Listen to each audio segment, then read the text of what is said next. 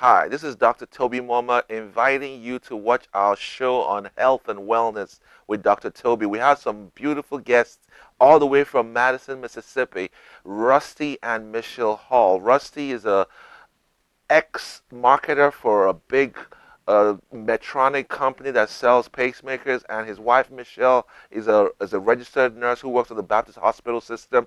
But why they're coming on the show is they're going to talk about missionary medicine. These two folks do a whole lot of work abroad in Haiti and locally in the Madison-Jackson area in Mississippi. They're going to tell us how the local church can collaborate and bring the gospel to the local community. I'm sure you've never heard anything like this. It's going to be fun. It's going to be exciting. They've been married for 35 years. They have a beautiful family. They have experience with missions. They have experience with raising finances. You don't want to miss it. Look forward to seeing you there. God bless you. Jesus is Lord. Amen.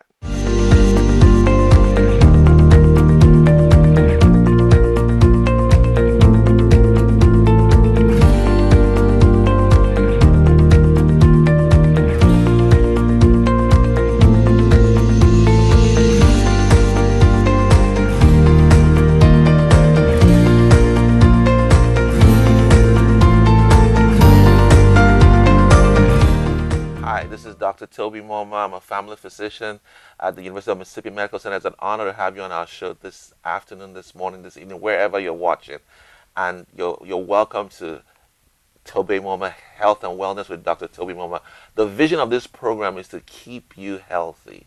We want you to know how to stay healthy. A lot of people want to just get healing, get deliverance. That's good, but we want you to stay healthy because 3 John verse 2 says, I wish above all things that you be in health and prosper as your soul prospers. And there's a couple here that encapsulates the mission statement of God in 3 John verse 2. Their vision is not just your physical health, not just your material health, but also your social and emotional health. And that's Rusty and Michelle Hall. Rusty works for But God Ministries. Michelle works with Caring Hands.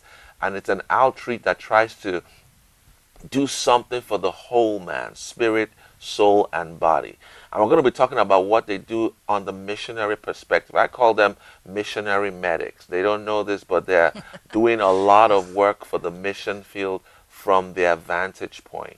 And God is raising them up for a time like this, and I've enjoyed talking with them over the last 2 sessions. And I know you're going to enjoy hearing what they do on their mission trips. Let's start with Michelle, because Michelle does local medical missions. It's actually the only medical missions clinic in Jackson area that serves a local population.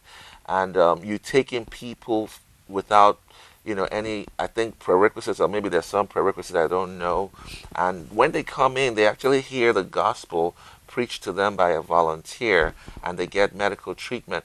Can you give us a range? What are we talking about in terms of hundreds a year, maybe? I mean, that clinic, how many people is it reaching? And I would say we're probably reaching between 600 and 700 people a year. wow, Those are some of those patients are repeat patients, of but course. again, too, the ministry doesn't only minister just to the patients. We have Hmm. students from the University of Mississippi who Right. come and they volunteer there and are involved in serving the community. They come sometimes just as a community service project, but they're interacting and hearing the same devotion and the Christian spirit in which the service is given. And so we're ministering also to those folks as And well. this is where I connect with you, because a lot of people in America, everything is overseas mission. So there Hmm. are pockets of opportunity for local missions Absolutely. in America. Absolutely. So there are Absolutely. people in Mississippi and in Louisiana who don't have food, don't have clothes, don't have medicines, and they need a place to get all this. Yeah, that's exactly right. And each one of us is gifted. I mean, we have whether it's medicine or it's not. I mean, there's a gift that you have that God has given you to use for the glory of the kingdom. And so, Acts 1:8 is has always been a sentinel verse for me about the fact that we are to take it to our Judea and our Jerusalem and our Hmm. Samaria and to the ends of the earth. And so what am I doing in my Judea? What am I doing in my hometown? You know, that's And a you good know, question. the other day I was just telling myself I'm from Africa, and I think it's actually a paradox, or should I say it's that's a soft word. I think it's an embarrassment. A person says, "I want to be a missionary to Africa," but you don't love the African you see in front of you Mm. in the Mississippi. You know what I Mm-hmm. mean? Yeah. He says, "I want to go to Africa as a missionary." Hey, open your eyes. There are people from Africa right there in front of you. Why don't you start loving on them? Why don't you start being a missionary to them? Yeah. Or people in your local community? Because a lot of time we're so focused on overseas, which is good, but in right there in our neighborhood, there are people who need the good news of Jesus. Yeah, and you know, I think again, going back to the verse, it didn't say Judea or Samaria or Jerusalem or the ends of the earth. He said all of those. Hmm. So we're not just called to one. We're called to all of those. And so serve locally, serve statewide, serve nationally, serve internationally. Wow. Let's talk about Rusty. Rusty does a little bit of international and a little bit of local. The story of But God Ministries is fascinating to me. You want to just tell us, Stan was a pastor of a mega church after the earthquake, just decided to relinquish his position and become a missionary to Haiti. Is that true, or am I living out No, some? that's pretty true. He basically, if you listen to Stan's story, it is quite an intriguing one. Um, uh, he basically says that this man came into his office at First Baptist and asked him, "Look, Stan, there's been an earthquake here. You're the largest church in the state of Mississippi. Can you rally some folks to go down and help with this?" And as Stan says, I patted him on the head and said a prayer for him and sent him on his way. And he said after he did that, God would not let that man's request leave his heart. So he decided to go with him. And he gathered 4 or 5 people, flew into the Dominican Republic because everything at that time in Haiti was inaccessible by air, drove over and spent some time in Haiti. And long story short, basically said he had seen devastation like he had never seen before in his life. And he remembered having a conversation with God coming back. God, I am one man in the poorest state in the nation. What is it that I can do to change anything down here? And he said from that point on, God just began to lay it out for him what he should do. Wow. And he resigned from his pastorate at First Baptist Jackson and started But God Ministries with a group of very dedicated board members. And he had been at First Baptist for how many years? I think 9 years. Okay. I mean, he was well loved. Yes, I mean, absolutely. he Thriving was church. maybe 3,000, 4,000. I mean, it was a large church. Yes. I mean, and he was in his 50s. Am I correct? That He was was in his 40s. he was probably in his mid-40s, Yeah. mid to late 40s at that time. I mean, people, it's one of the most difficult decisions to make in your mid-40s because you're trying to simply consolidate on what you've done in the first 40 years of your life. Get ready for Right. retirement. Yeah. It wasn't an easy decision for him, but I think he would tell you it was one of the best decisions he's made. Wow. Not necessarily to leave the church, but to form But God But Ministries. God Ministries. Yes. And that was 8 years ago. That was in 2010, yes. Wow, wow, praise God. And since then, just give us an idea, how many mission trips a year? I mean, you told me you take about 1,000 people. Are they monthly mission trips, or is it just... Well, it's pretty intense around the summer months. Mhm. We have mission teams back-to-back in both communities on a monthly basis. But I looked at the calendar for 2019, and for Haiti, in both communities, we have 55 teams already booked. And of course, there's 52 weeks in a year, but we have 104 weeks, so we've got well over half of them booked now, with teams going to either Galles-Chambon, Haiti, or Toman, Haiti. Wow. And these are volunteers, These are volunteers. and they pay their way mostly. Yes. They pay their Wow. way. Give me an idea when you got involved with But God Ministries. Obviously, Stan got the vision. God told him, this is what I want you to do. You told me, but I want you to tell my audience when you made that decision to become a tool in God's hand in But God Ministries and how it happened. I think it was a very powerful story. Yeah. Well, I would just say that short story. I was involved with a part of the Baptist Church called the International Mission Board, and I was mentoring missionaries overseas who had lost their access to their country to be a missionary. And so the IMB had decided to give them an opportunity to stay in that country by starting a business. They didn't have business skills, so they needed church members to come alongside them and teach them business skills. So I was working with an individual in Libya and one in the Caucasian mountains of Russia. My wife came to me and she said, "I'm going to Haiti. Would you like to go?"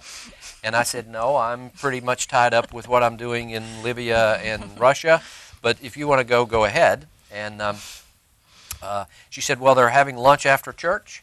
Would you mind coming along and listening to what they're going to say?" And I said, "Well, no, if they're serving food, I'll go." So I went, and it was Stan. And the first 10 minutes I recall very vividly.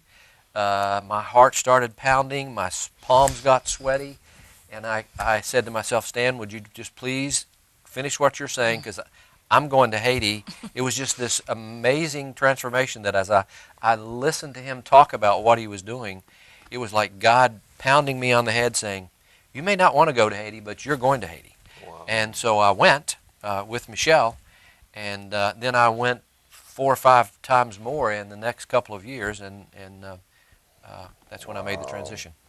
I know you told me something about you came to a point where Stan told you, "When are you going to join me?" or something like that. Well, he did. He asked me over breakfast one morning, "When are you going to retire and just come join me?" And I said, "I don't want to retire." I was 57 years old at the time. I loved my job. I had a job. And I remember telling him, "Stan, I'm okay with this spiritually because it kind of makes sense. But what about my career? I mean, I've worked 30 years to get to where I am. And, I'm running a business that I love. I love the people I work with." And you were the top seller in your region, I think, or something like that. Your top. Well, we were doing well. You were doing well, right? Yeah, Okay. yeah, God had blessed us for sure.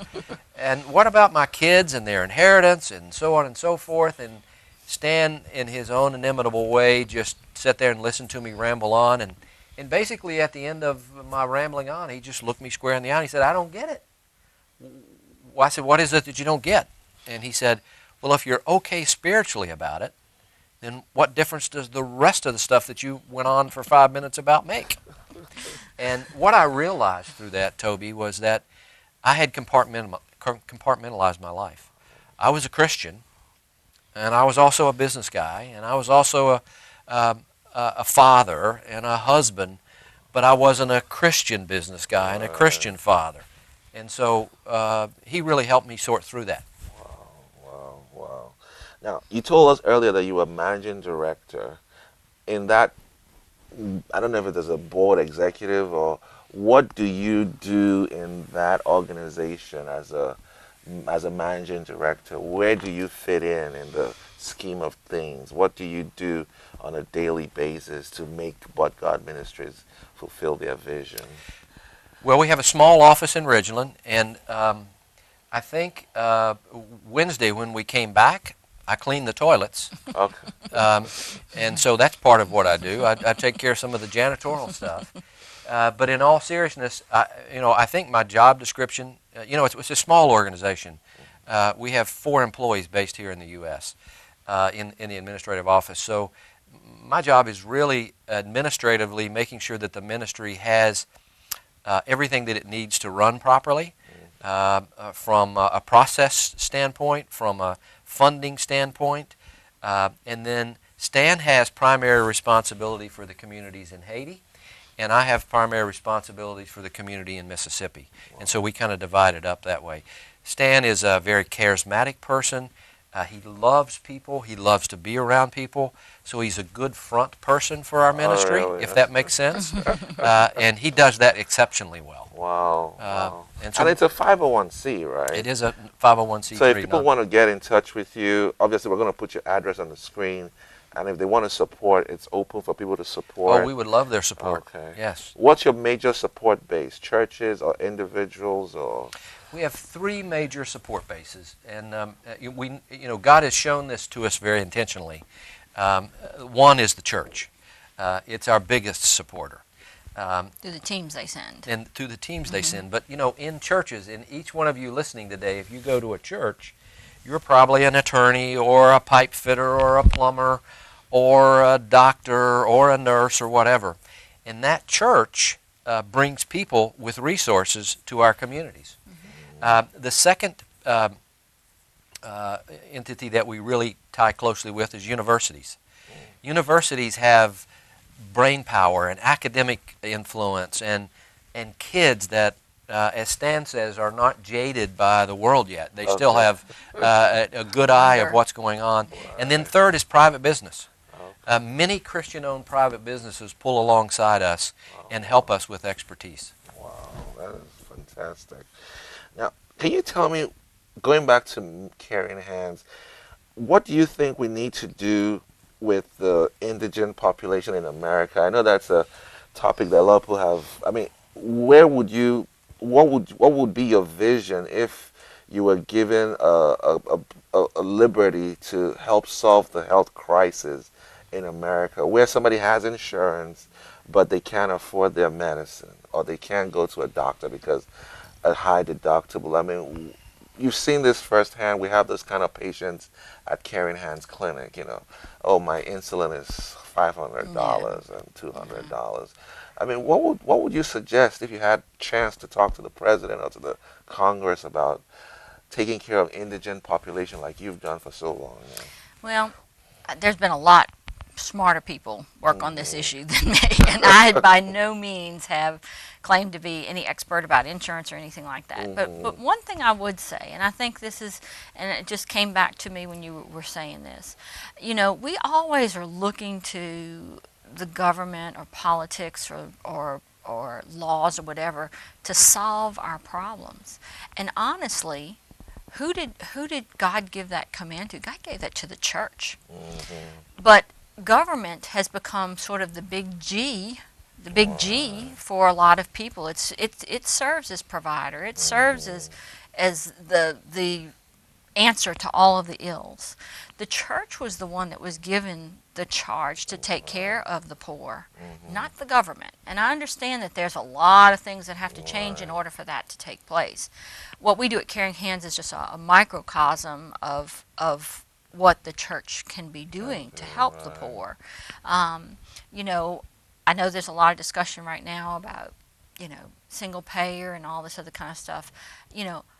I think we always need to be cautious about that, because one of the things that concerns me tremendously about those kind of things is the fact that there tends to be a lot of physician-assisted suicide or things that would dishonor God. Yeah, that would dishonor God, rationing of care, and those kind of things that would dishonor God.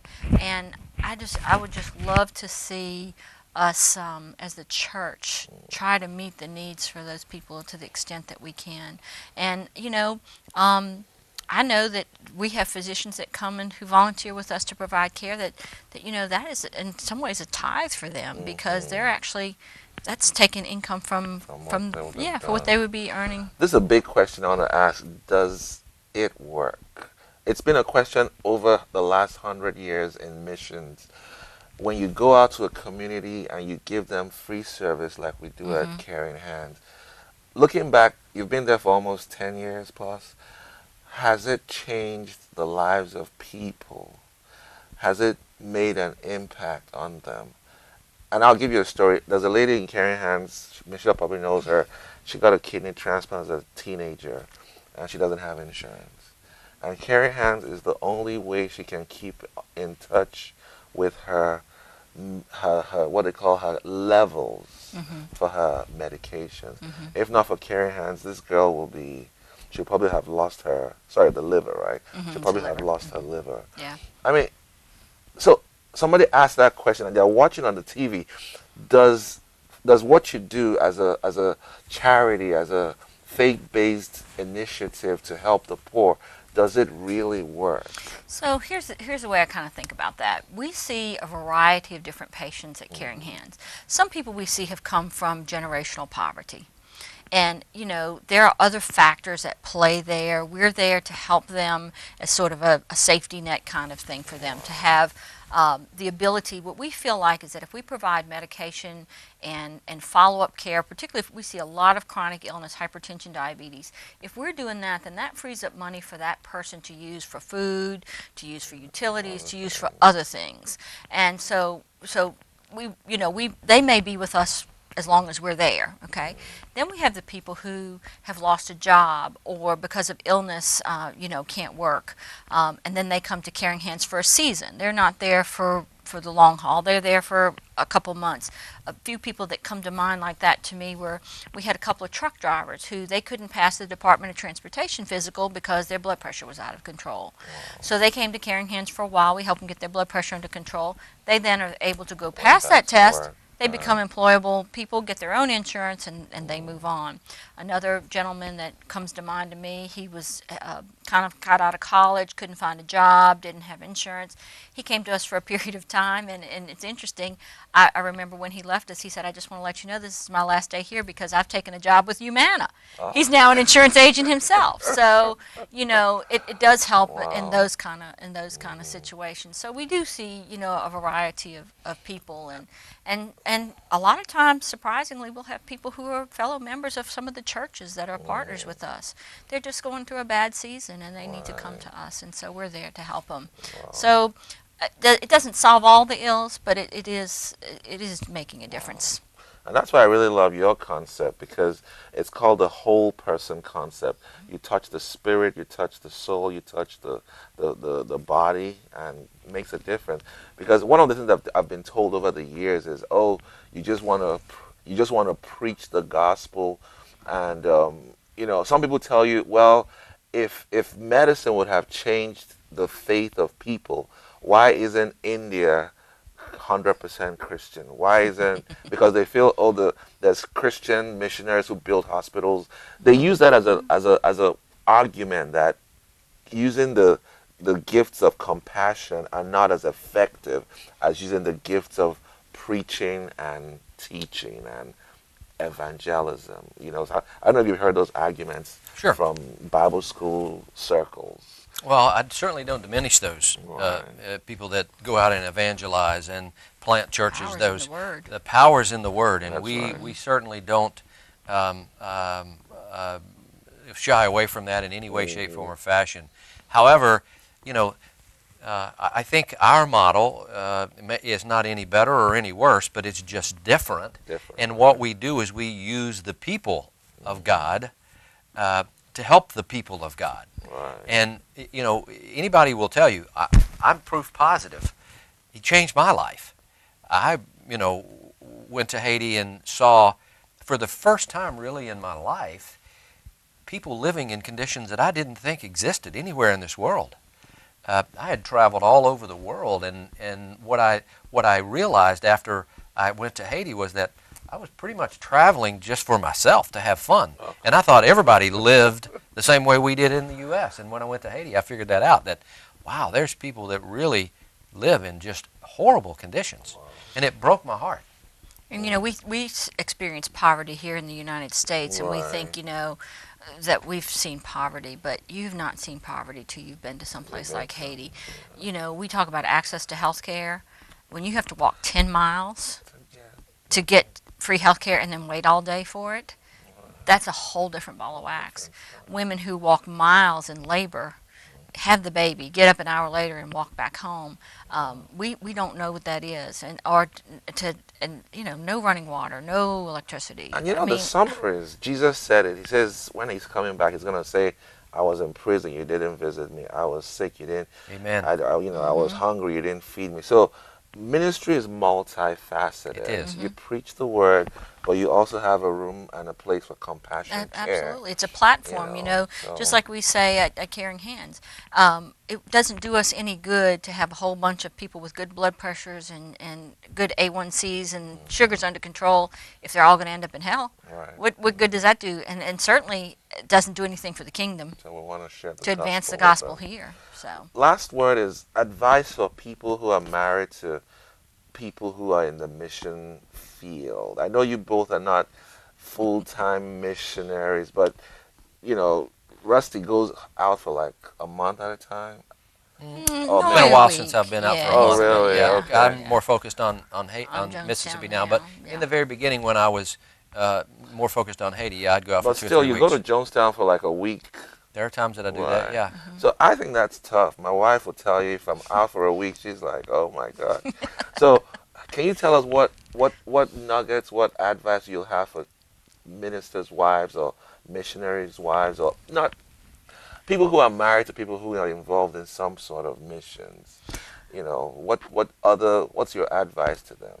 Well, I do think God in His wisdom prepared us. You know, He prepares us always for whatever He calls us for. So I think He prepared us with Rusty traveling, you know, so much when we were first married and stuff. Okay. But I think, you know, the thing is that you support that person in prayer. I mean, you cover them in prayer Okay. because the enemy does not want him in Jonestown. The enemy does not want him in Haiti. The enemy is not happy about the fact that people's lives are being changed and that the gospel is being preached to little kids in a Montessori school in Jonestown, Mississippi. He ain't happy about that. So do you still you have an open channel of communication, obviously, like Well- you talk to each other, you pray over the phone. We pray together. Prayed on the way here. We prayed on the way here. Okay. I want to encourage couples. There's power in that. There's power in husband and wives praying together. Praise She supports me. I support her. God. I let her lead at Caring Hands. She lets me lead at God Ministries, and I support her, and she supports me. Yeah. But I think the cornerstone is absolutely just prayer and surrendering your life to Christ. And there are times you have to be out of Carrying Hands because there's a trip you went with him. I mean, does that ever conflict? Not as much. I mean, Okay. now he's not going to Haiti. Not as much. Yeah, and I've only right. been to Haiti a few times. He's actually been several times more than I have. And you know, I think a lot of people make the Yeah. mistake. They want to they compete with each other instead of Yeah, you can't complimenting compete. each other. So We're all working for the same God. exactly. Right, So, we're all on the same team. so you're not trying to outshine him. You're not trying to compete with him. You're trying to just like Jesus, like the Bible says, a mate feet. Eve was made somebody just to fit in with fit, Adam, yeah. to help him become who God called him to be. Right. We've been talking with a great couple, Michelle and Rusty Hall. They've shared their heart. Next week, we're going to finish up talking a whole lot of other topics. You don't want to miss it. Jesus is Lord. See you next week. Amen. God bless.